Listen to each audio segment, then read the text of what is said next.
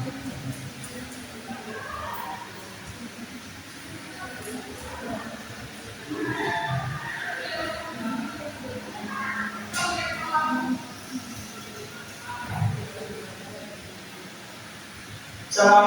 warahmatullahi wabarakatuh. Waalaikumsalam warahmatullahi wabarakatuh. Apa kabar anak semuanya? Baik, Pak. Selamat pagi. Pagi. Selamat. Jadi kalau saya bilang selamat pagi, jawabnya saja pagi luar biasa. Alhamdulillah. Selamat pagi. Pagi, luar biasa. Oke, itu semakin sekali. Nah, jadi sebelum kita mulai belajar pada pagi hari ini, Bapak ingin kelas kemudian dalam lebih dahulu. Di tempat duduk siap, Kak. Berdoa mulai. Berdoa selesai kembali salam. Assalamualaikum warahmatullahi wabarakatuh. Setelah kita berdoa, selanjutnya Pak bisa dulu ya. Ya, Pak. Bisa banyak buah masih ya. Banyak, Pak. Elina, Ayo. Sadon, Saya, Aizan, saya, Ali, Pak. Eka, Adik, Pak. Yan. Adik, Pak.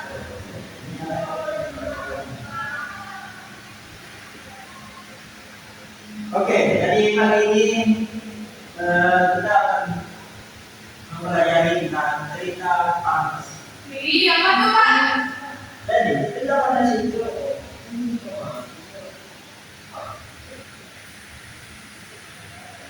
oke, jadi cerita panas itu adalah Apa, Pak?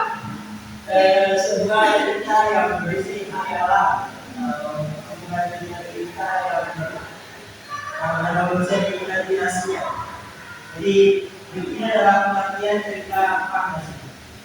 Nah, cerita fantasi itu merupakan definisi dasar yang terdapat pada buku 2013.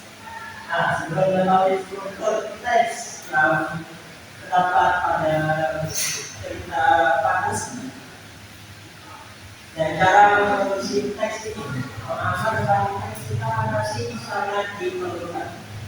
Jadi sebelum kita memulai membuat cerita fantasi, kita harus tahu struktur teks yang terdapat di dalam cerita fantasi tersebut.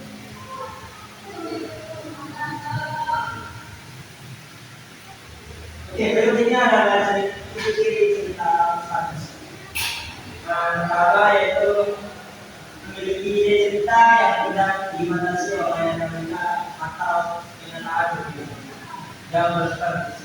Jadi kita itu boleh mengekspor imajinasi kita seluas mungkin Iya, Pak. untuk membuat cerita fantasi. Yang kedua bisa dijelaskan kalian. Dua, tema dalam cerita fantasi adalah politik atau sihir, sifat natural atau futuristik.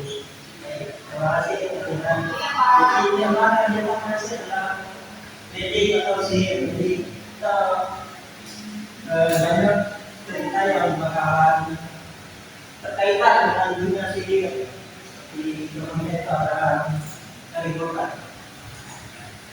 Yang ketiga yaitu ini cerita terbuka terhadap daya-daya tulis yang tidak dimengerti realitas. Jadi itu sebisa mungkin seluas mungkin lah untuk bisa membantu kita fantasi. Jadi sebenarnya kita mau kita fantasi seperti apa ya, itu tidak ada yang pernah. Selanjutnya itu di dalam cerita fantasi biasanya banyak terdapat panah, berpikir, ajaib, maupun sesuatu yang seperti yang mistik atau misterius atau sehingga itu Saudara kita lain-lainnya kita temukan di catatan C. Yang selanjutnya itu ada penggunaan dapat menembus uang dan waktu. Jadi penggunaan ini bisa menembus uang dan waktu yang tidak bisa kita pikirkan secara umum. Iya Pak. Nah, dan tadi itu terdapat apa yang memiliki keunikan sendiri, sifat untuk menjalankan dunia.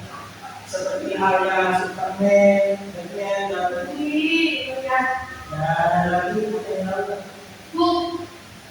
nah, Tico dan Captain America. Oke, selanjutnya kita masuk pada unsur-unsur prinsip reinkarnasi. Seperti materi yang kita pelajari kemarin yang lalu.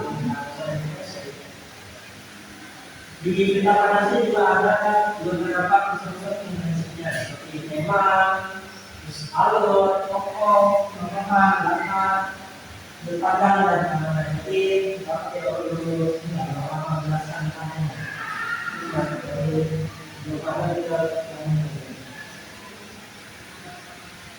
nah, selanjutnya yaitu kita membahas struktur cerita fantasi. Yang dimana cerita fantasi itu memiliki struktur teks tersendiri dan dapat menunjukkan hal cerita tersebut merupakan cerita fantasi. Nah, biasanya dalam cerita fantasi itu mengandung unsur-unsur yang mungkin ada di dunia. Jadi dalam dunia fantasi ini kita dibawa oleh dunia yang kita bekerja seperti ini. Adapun struktur cerita fantasi menurut Gunung dari dunia halaman 54 itu sebagai berikut, yaitu ada alienasi, komunikasi, dan revolusi. Iya Pak. Nah, berikutnya adalah struktur teks cerita fantasi masih sangat teks dalam umumnya. Nah, berikut ini beberapa struktur tersebut beberapa yaitu alienasi. Satu bisa dilakukan. Orientasi merupakan bagian yang mengenalkan latar, tokoh, dan kisah, baik dari segi waktu, tempat maupun peristiwa. Orientasi juga biasanya digunakan untuk menata berbagai adegan dan menjelaskan hubungan antara tokoh. Nah, jadi itulah tadi maksud dari orientasi itu sebuah awalan untuk pengenalan tokoh, kisah dan lain waktu maupun peristiwa. Nah, selanjutnya yaitu ada komunikasi. Nah, komunikasi ini biasanya di mana konflik mulai muncul. Konflik itu adalah perbedaan atau persetukaran di tokoh utama. Nah, komunikasi sendiri menjelaskan bagaimana sebab akibat konflik terjadi antar tokoh. Dia ini akan bergradasi memuncak hingga mencapai klimaks. Jadi bisa menjadi komunikasi itu adalah awal konflik yang muncul di dalam sebuah cerita. Selanjutnya yaitu ada resolusi atau penyelesaian masalah. Saya minta amin. Iya Pak. Nanti menjelaskan. Resolusi atau penyelesaian masalah. Bagian ini adalah penyelesaian dari berbagai konflik yang terjadi. Resolusi juga dapat menjadi pernyataan akhir terhadap kondisi yang dialami oleh tokoh utamanya. Catatan di antara tiga struktur utama di atas, pengarang dapat menyisipkan beberapa struktur lain seperti abstraksi atau gambaran umum, klimaks atau puncak ketegangan, dan terakhir modal atau bentuk cerita yang berisi amanah. Nah, jadi pada ini itu penyelesaian dari berbagai konflik terjadi. Setelah terjadi banyak konflik di dalam cerita tersebut, jadi kita memasuki yaitu penyelesaian masalah. Untuk Ini apakah sudah paham semuanya? Paham. Benar sekali. Selalu betul. Oke, ulangi. Setelah ini Bapak akan men-share video. Bapak video tentang kita nanti.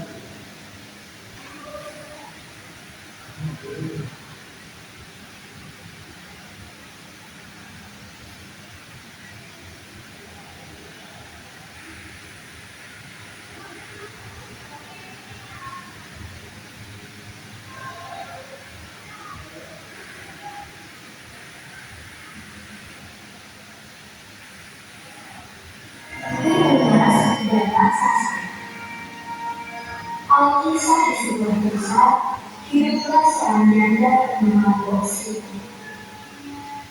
Bosi ini hidup sepanjang malam karena suaminya sudah meninggal dan tidak ada anak.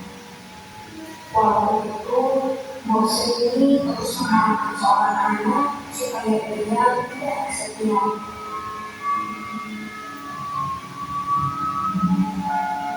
Pada suatu ketika, Bosi ini bermimpi didatangi oleh sesosok raksasa di hutan.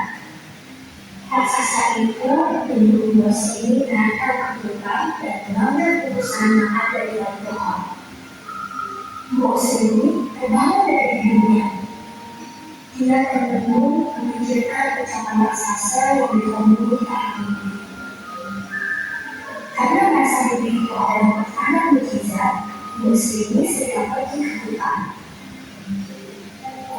Dia datang ke balik pohon tempat biasa mencari berkat untuk kebutuhan santai. Namun, bukan yang mendapatkan anak yang diinginkannya, Bosi ini justru bertemu raksasa berwarna hijau. Raksasa itu berkata, dia akan mengabulkan permintaan Bosi ini. Tetapi, Bosi ini harus memberikan imbalan yang sepadan.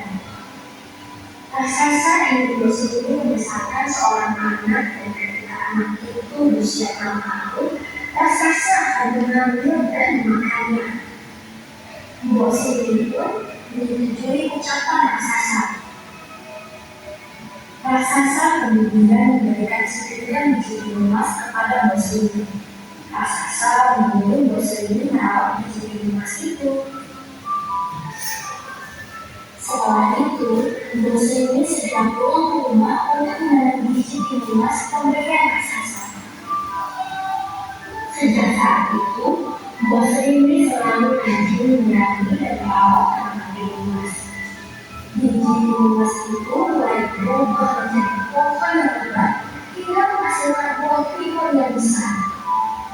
Karena merasa timunnya sudah tumbuh, Bosi ini segera menemukan emas yang paling besar.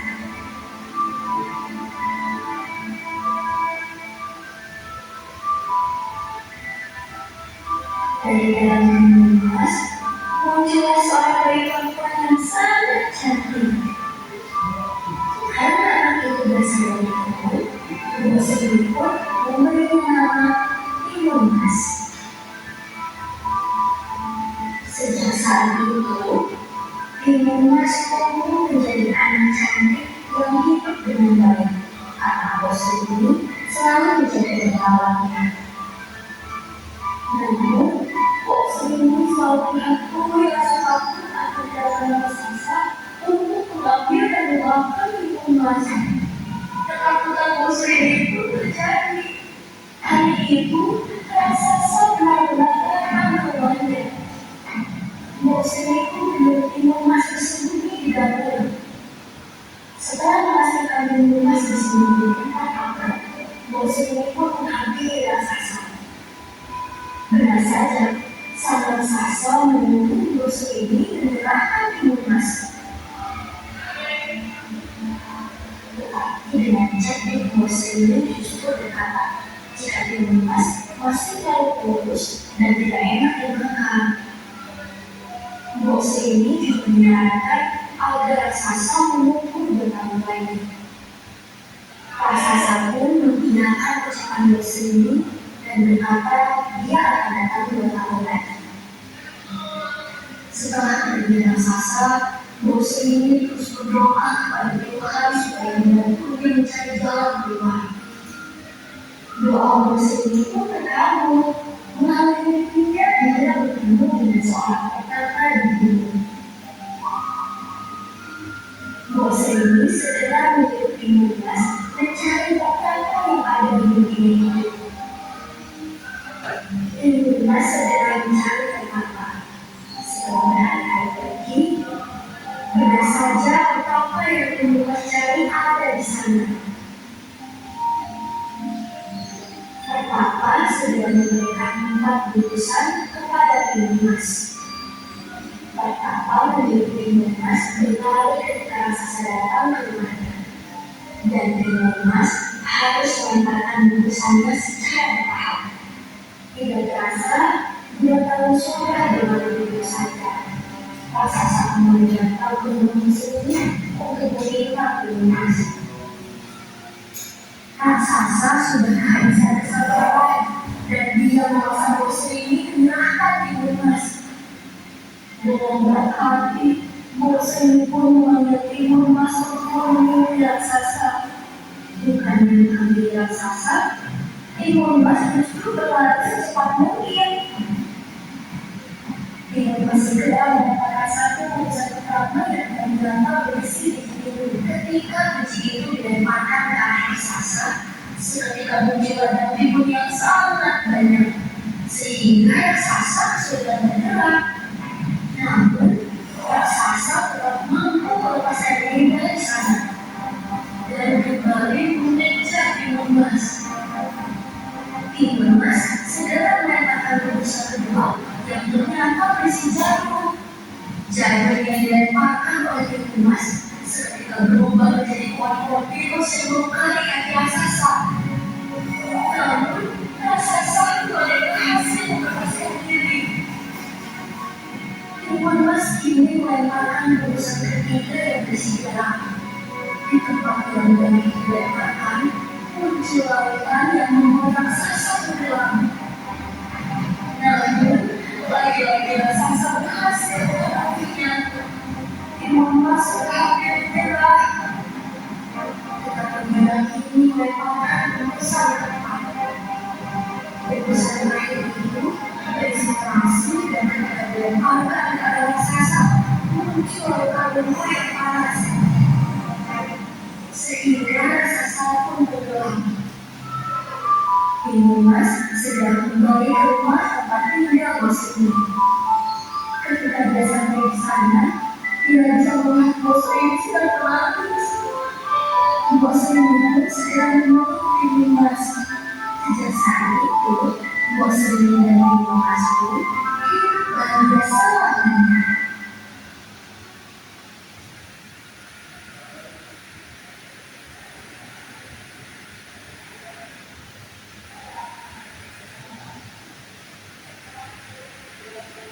Oke, baik. Setelah tadi kita menonton video terima kasih tentang Munas, jadi kita akan benar menseru-seru musik pada teman-teman.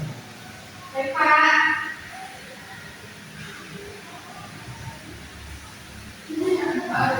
Kenapa kamu ketawa? Temanya itu Namanya saja, Pak. Temanya itu kesedihan. Nah, kita lihat juga. Ya dong. Selain kesedihan apa lagi?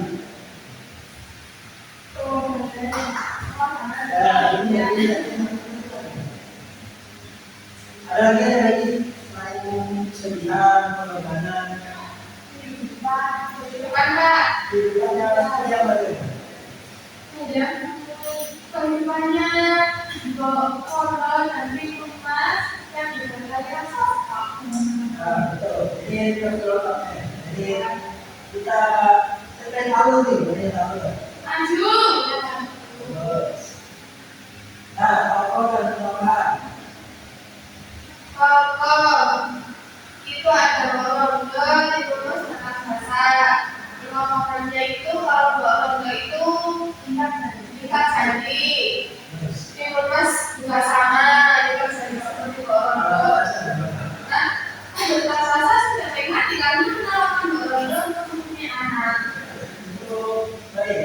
selanjutnya itu adalah mata.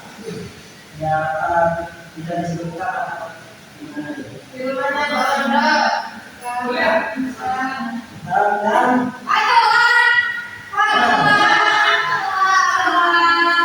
oke, selanjutnya Ada sudut pandang. ada.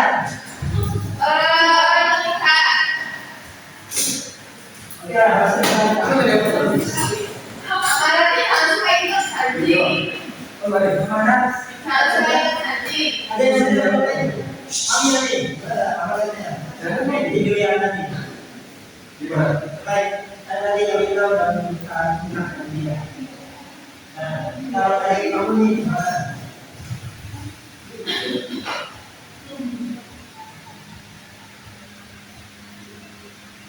kami Ada yang ini.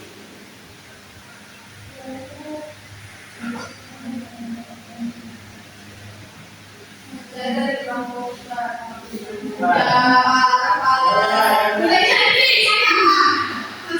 kamu tidak ada.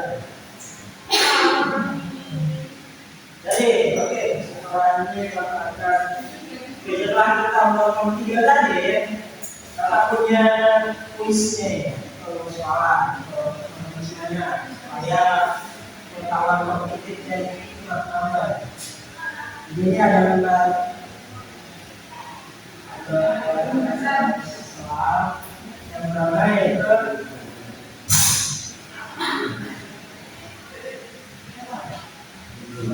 kita tentang fondasi dengan ini ada individu sama kelompok.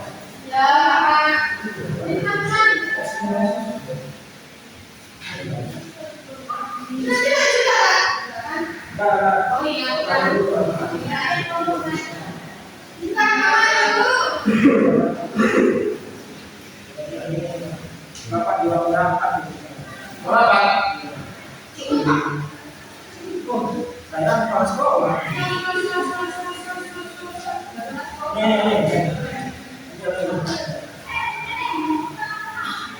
Oke, kalau berikan itu udah ngomongin.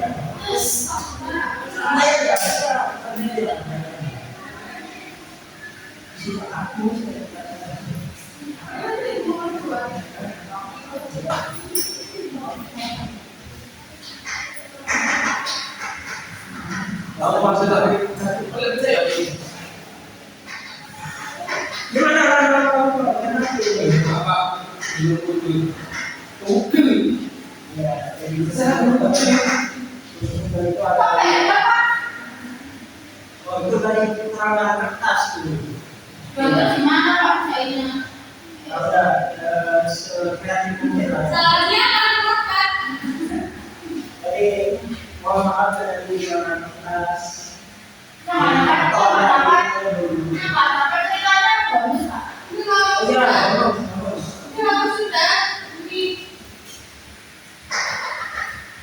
Tahun ini pembahasan orang dalam satu bulan.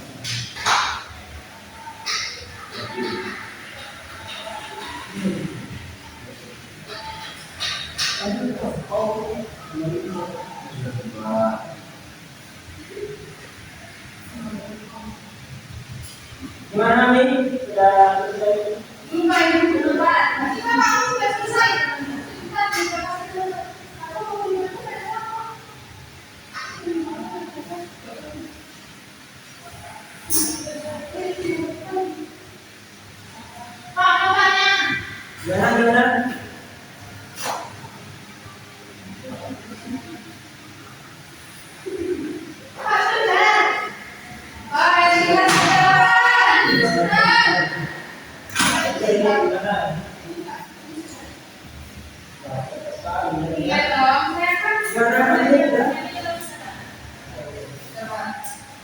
Bano, kamu udah belum? Sudah.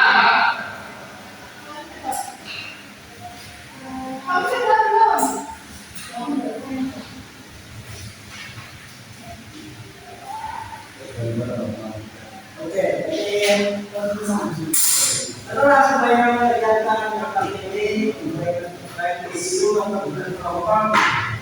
Nah, kesimpulan dari cerita Panasya adalah cerita yang bersifat khayalan. Oh iya Pak ya. Jadi kalau ceritanya kayak nyambung begini, cuma kita berarti itu khayalan. Nah, itu khayalan. Seperti seseorang yang ini. Apa Pak? Ada seorang yang menyukai seorang lelaki yang punya agama, jadi kan wanitanya itu muslim, yang Kristen, dia nggak nyambung ya. Iya, banget itu Pak, itu bodoh. Iya Pak, iya. Bodoh itu lagi itu Pak. Siapa sih Pak? Siapa? Siapa Pak? Bodoh itu ya. Nggak ada di Oh iya, kawan. Oke baik, jadi setelah kita kasih Nabi, dalam video, menjaga soal. Ya. Sebelum kita mengakhiri pelajaran pagi ini, kalau banyak tadi kita mulai pelajaran dengan doa, maka pelajaran kita tutup dengan doa dulu. Nah, pelajaran masing-masing dimulai. Amin. Ya dari saya semoga betah belajar sama saya semoga selanjutnya selamat siang semuanya. Siapa?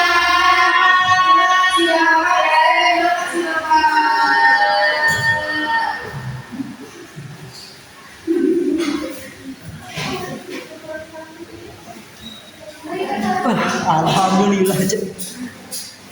Mantap ya.